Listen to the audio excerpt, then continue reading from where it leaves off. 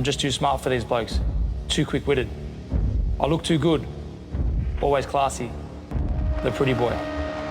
Hey, what's up? This is Antonio. Welcome back to my channel. Now, who's ready for some fighting words? In this video, I want to talk about a hard man, a tough man, a really brash man, a really outspoken man. I'm talking about Michael Zerafa. Really quick, if you like the videos, please take the time to subscribe to the channel. I just want to jump right into this one. I want to talk about Michael Zerafa. Why am I talking about this individual? Because I think he's everything that boxing needs. I think he is, I'm not going to say he's filling a void, but I will say, I think boxing is like one of those, boxing always needs to be renewed. And how you renew boxing outside of actual fights, I mean, because what you really want to see is two guys slug it out. That's what we want to see. We want to see action. But you also need personalities. You need characters. You need individuals who are going to compel you to watch the action. That's what Michael Zerafa brings to the table. And it just so happens that he comes to the table with a pretty good set of skills along with the mouthpiece. So I want to talk about Michael Zerafa and his dislike for the Tszyu brothers, particularly. So right after, unfortunately his fight was stopped. His opponent hurt his arm, and then there was a little bit of a melee after his fight. But in his post-fight, post-fight interview, in the ring, he said, Nikita Tszyu, I'm coming for you. And I'm like, you know what? That's a fun fight.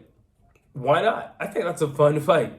I think that's a great contrast of personalities. You have Nikita Tszyu, who's very, very jovial, very playful. He has a crazy sense of humor. He's a wild man. You don't really know what he's going to say, but you have Michael Zerafa on the other end where he's okay with being the villain. And I like the villain narrative in boxing. I think it's fun. It's like real WWE. That's why I like it. I think it's fun. When you have a guy in there who he's embracing the hatred, he's embracing the dislike, he's embracing the boos. He doesn't care. He doesn't care. He knows that half of you are here just to see him lose. And then he knows the other half of you are here just to see the other guy, and support the other guy. But he knows very few, if any, outside of his family are there to actually support and see him come out triumphant. And he's totally 100% okay with that. And I think that's one of the reasons why, although he doesn't have the best record in the world, I still think with a personality like his, he's going to shine. I definitely think he's going to shine. And, I've been looking at his fights, and he's not a bad fighter.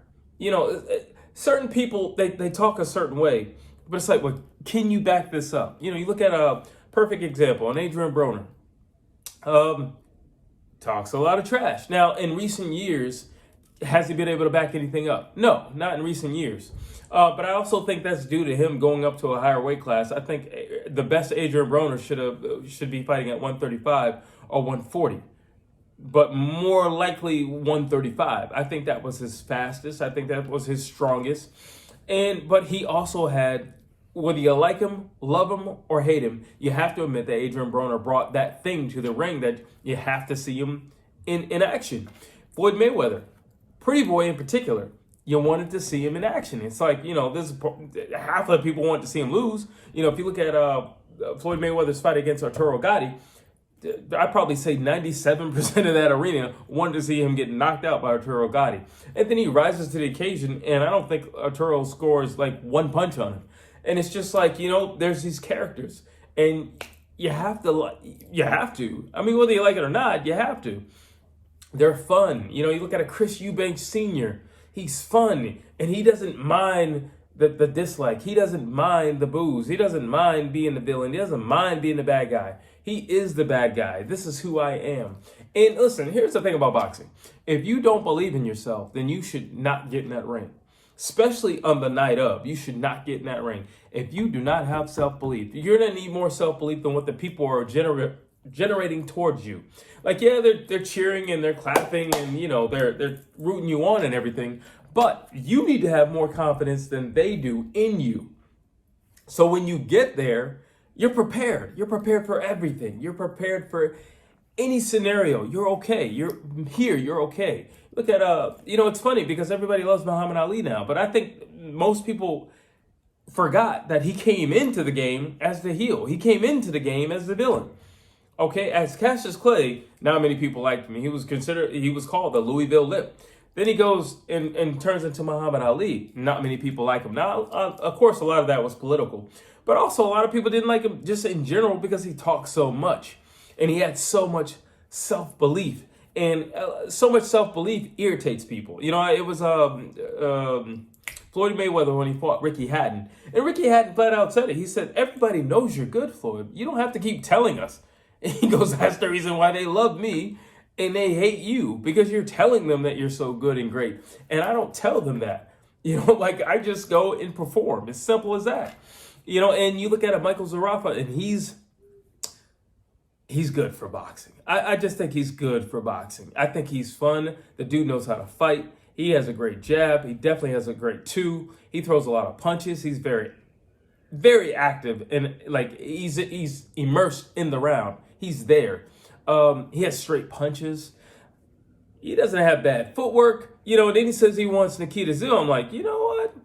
Listen, I don't know if anybody should be calling out Nikita Tszyu after what he just went through and how he handled that situation.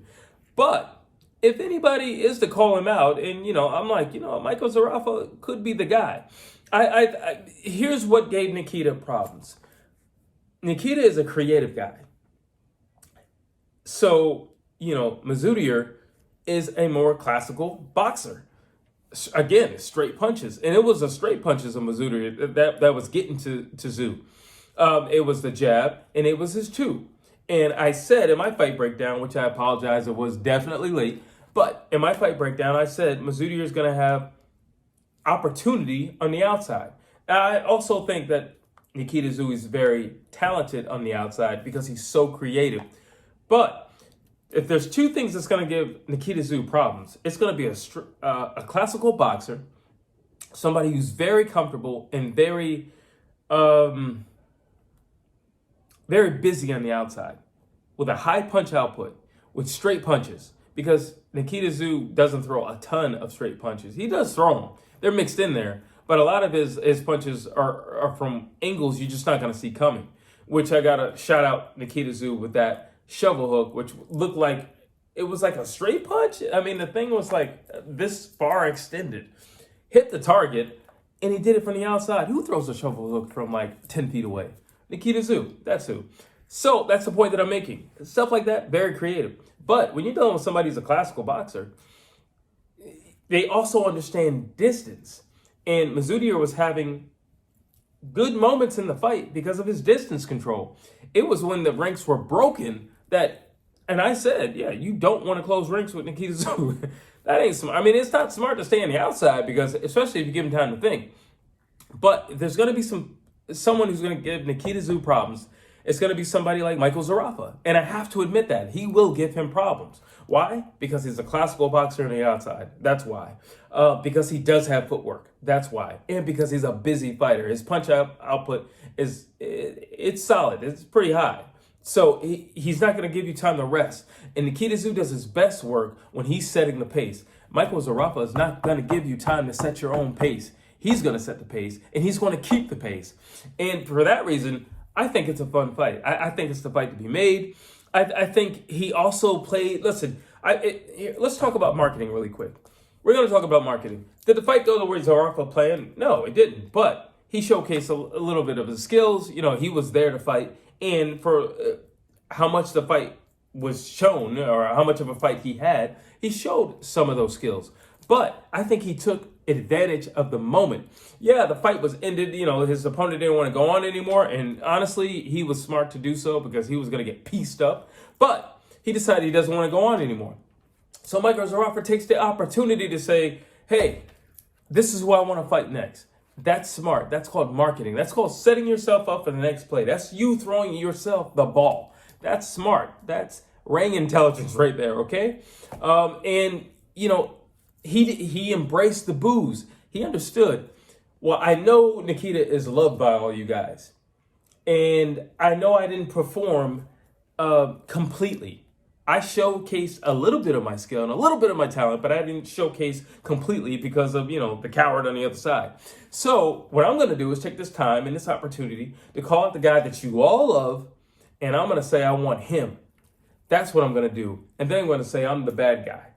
And you should watch this because you want the good guy, quote unquote, to beat the bad guy. And that was perfect. I think that was perfect. I think it starts a narrative and it starts a storyline. And I think if No Limit Boxing has the mind that I think it does, because they've been put on some awesome fights. So if they have the mind that I think they do, take advantage of this moment. There's momentum right now. There's momentum in Zerafa. There's definitely momentum in Nikita Tszyu. The way he performed was nothing short of warrior-like. I mean, literally warrior-like. So there you have it. Drop your thoughts down below. What do you think about Michael Zerafa calling out Nikita Tszyu? And what do you think of him, or, who do you think would win the fight, rather, should I say?